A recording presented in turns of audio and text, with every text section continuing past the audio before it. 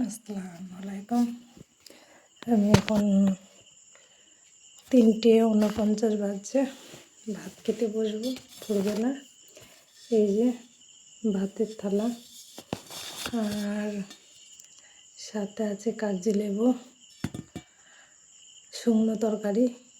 ভোরবেলাতে এমনিতেই ডাল এটা সেটা পছন্দ করি না, একটু আলু ভর্তা করেছি, আর আছে ডিমের পিঠা, আছে কোলের আচার, তা ঘি আছে, ঘি খাবো না, যে ঘি আছে ঘি খাবো না, আচার খাবো, তার জন্য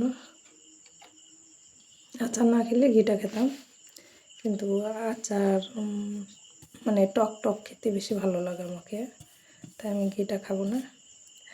আর অন্যান্য তরকারি আছে, ভালো লাগে না ভোরবেলা টাইমে, তাই শুকনো তরকারি দিয়েই ভাত খাবো ভোরবেলাতে, মানে ভোরবেলাতে অন্য কোনো তরকারি খেতে ইচ্ছা করে না,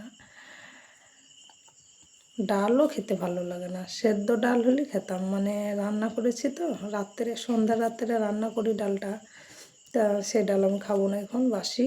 আর আমি এখন ভাত রান্না করেছি আজকে, মানে গরম ভাত রান্না করেছি, তাই আমি গরম ভাত খাচ্ছি।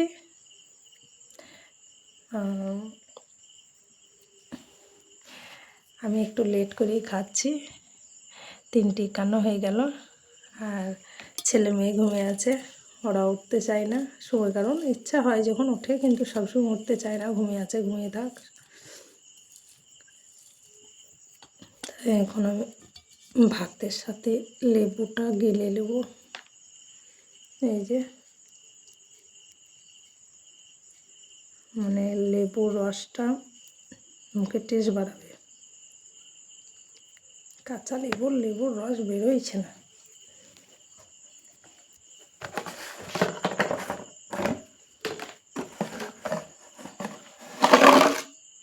একটু লবণ,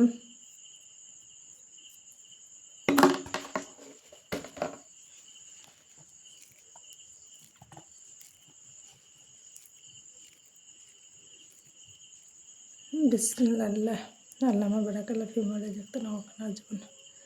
বিসমিল্লাহির রহমানির রহিম। আমি ভাত খাওয়ার দোয়াটা বললাম, মানে খাবার খেলে দোয়া বলতে হয়, আর দোয়া না বললে সেটা মানে আমাদের খাবারে জায়েজ হয় না। তা সবসময় খাবার আগে দোয়া বলার চেষ্টা করবেন, না জানলে শেখার চেষ্টা করবেন। তা আমি এখন স্টার্ট করছি ভাত খেতে। বিসমিল্লাহির রহমানির রহিম।